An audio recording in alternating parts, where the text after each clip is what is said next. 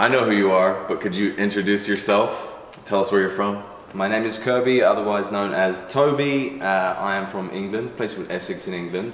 23 years old, I now live in Amsterdam. Everyone thinks I'm Dutch, absolutely everyone, which makes sense, you know. Signed to Spinning Records, so classed maybe more as the EDM kind of sound, but not EDM, it's more house, housey influence, deep kind of future house. Maybe people think I'm more in the lane of like Oliver Heldens, or yeah, mixed with Chammy or so.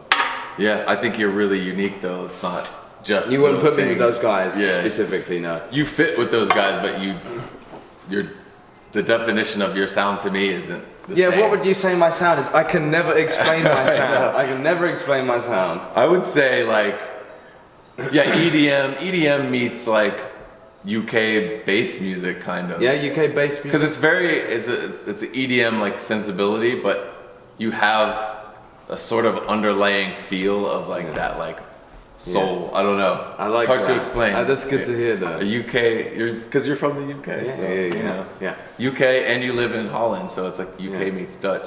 Why did you move to Amsterdam?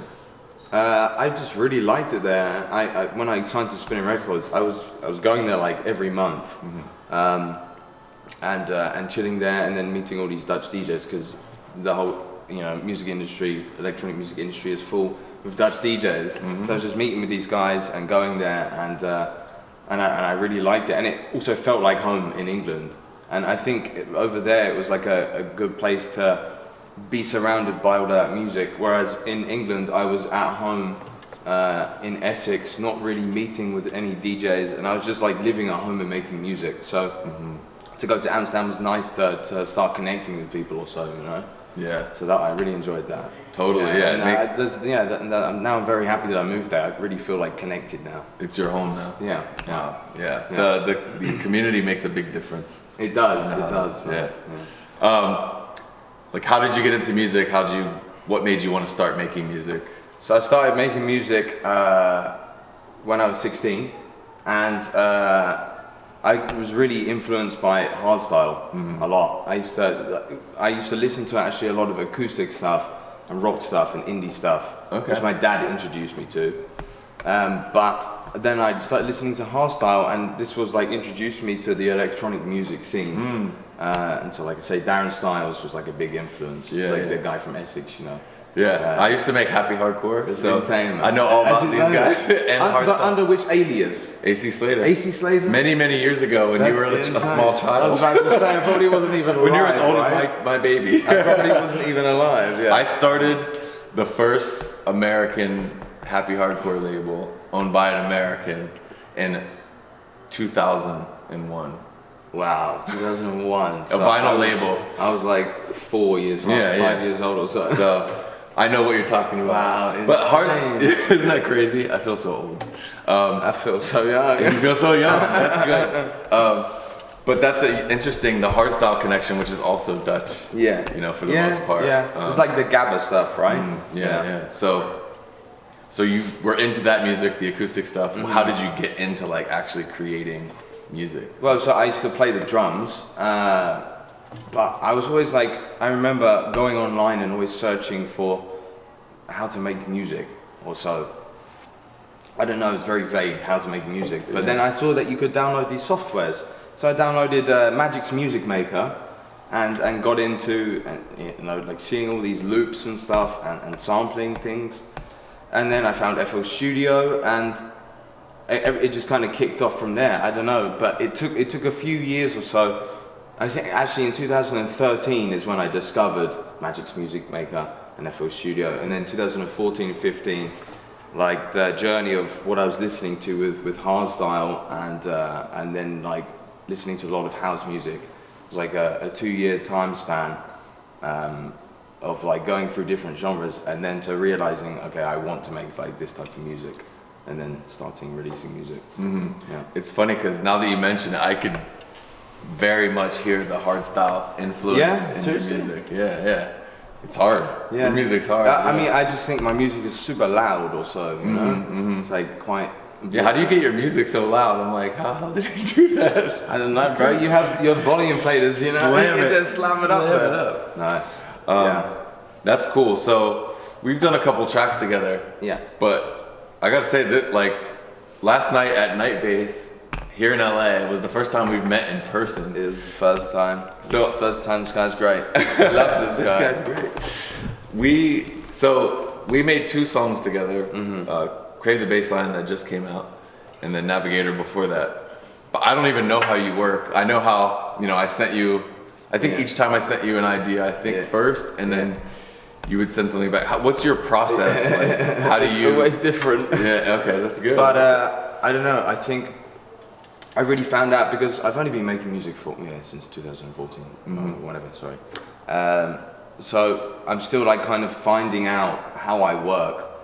I mean, I guess for you, I don't know. I don't think you ever stop. You right? Like you will keep finding new ways of how you work. But then, with you sending me stuff, I have like a whole thing to work from. And then I kind of just go off in different directions. I think when we've made these songs, I've probably sent like 2 or 3 different ideas for each one, right? Or like taking it in like a totally different direction, which I think maybe you're not gonna like dig that because it's gone off into a different direction, which it wasn't actually at. But I don't know. I think being sent stems and having like a big palette to work from is really easy, and you don't have to come up with an idea. There's already like ideas on the table. So then you just gotta mess around. That's what I really like to do, just like really playing around, not really working from like a structure or something, but like just fucking around. Yeah, I mean, I love, I would send you stuff and you'd send back something completely different, which is what I mean. But I'm like, you're probably not gonna like that, are you? No, I love it. You're sending something totally different to the idea which you made. But I like the idea of reverse it next time. No, let's do that next time for sure. I like the idea of creating something that I'm like not especially married to because it's just a really basic idea. Yeah. And I get so excited like when I send it to you, like what's gonna come back, and it's like you do your thing and make it real loud and add your details, and it's really cool, and then we go back and forth a couple times. Do you use like a lot of like samples, or is it like a lot of samples, mostly samples nowadays. Oh, cool. I used to use VST. I used to use like Massive all of the time. I still use Massive. That's like my go-to synth. But Silent, Nexus, all of those VSTs. But now I'm just always working with samples and audio files, and then also like effects plugins, and just playing around. I think you can do a lot with that. I like the effects plugins, Yeah, I find myself too like playing a lot with samples because many years ago when I started making music, it was a lot of samples and not synths, and then kind of did the whole VST thing a lot, and I love it. I have some outboard gear, synths and stuff, and now I find myself gravitating back towards samples. It's fun to like chop. It feels more like organic. Even if you make sounds like on a synth, you record it and then chop it up, and that's like fun. You said, the that's processing fun. is that's like fun. really it's just like a different angle. Yeah. But other than this, what else have you been working on musically? A lot of different stuff. I never used to make the more melodic kind of stuff. Like I say, it's like a lot of my stuff has been like more underground.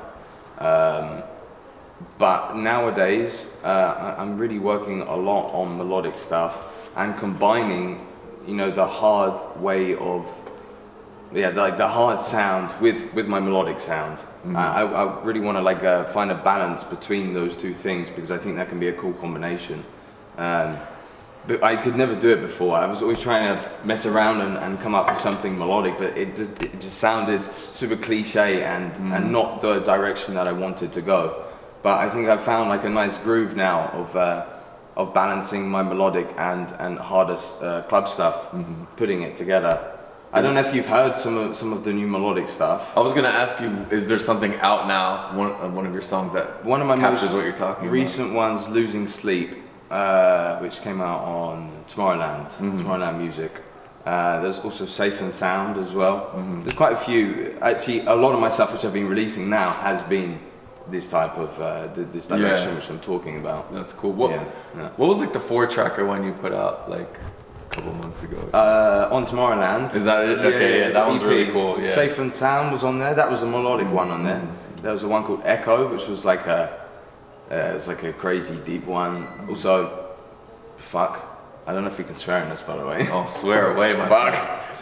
So we have that one, and Catharsis. That was a super melodic one. I can't play the piano, but I'm putting everything in. You put your squares in. I do that too. So I do, it's just like all by ear. Can you play? I can't play guitar. No. Nothing. No. Read I have music. No talent. No, me neither, man. We're just pressing buttons. I make all noises. Day long. I make noises. Yeah. I think you've accomplished like what you're talking about, because like I definitely noticed when I heard that. Yeah. I listened to it a few times, like, because I was like, oh, this is different, like in a good way. Yeah. So yeah. I saw it. Everyone, if I see it, everyone probably sees it too. Yeah, for sure. Yeah, man. Yeah. So like, what's coming up next? Music, tour, anything like that? What do you got going on? Finally, some shows are coming in again. You know, after 2 years of not really doing much, stuff is finally coming in. So it's like, it feels really good. I just want to say thank you for short notice coming out to LA. Thank you for fucking short notice for taking me here. Absolutely smashing night bass. It was amazing, man. In LA, it was like last night. And hey, you messaged me like a week ago, like a week and a half ago or so. It's like I was seeing if you want to come around next week or in 2 weeks time. I looked at the calendar. I was like, our song is out the next day. Like it's like it wraps up perfect. It's perfect. Yeah. So I'm really happy with that. So gigs are starting back up. Gigs are coming in. Like I say, finding my flow with the melodic and the hard stuff, combining those together. Just trying to release as much stuff as possible, you know. And I do want to make an album one day. Amazing. Yeah. A lot of people say this, but yeah, I want to do that. Really want to do that and release it on a nice label and see where it takes me. But I just want to be consistent and keep releasing music. Yeah. Every year I want to like put out a song a month or so. Yeah. Just like keep doing that. I don't really want to have a break. Yeah. Yeah. You're very consistent. Trying to be anyway. I see you out there. I see you going like this. Yeah. We're working. Hell yeah. We'll do another song too. We got to do I'll it. be a part of your third one, monthly thing. Yeah. This would be amazing. Hell yeah. Well, thanks for taking the time to chat. Thank you, man. I appreciate it. Big up, man. Thank you, man. Curbi. We love it. Let's go, guys.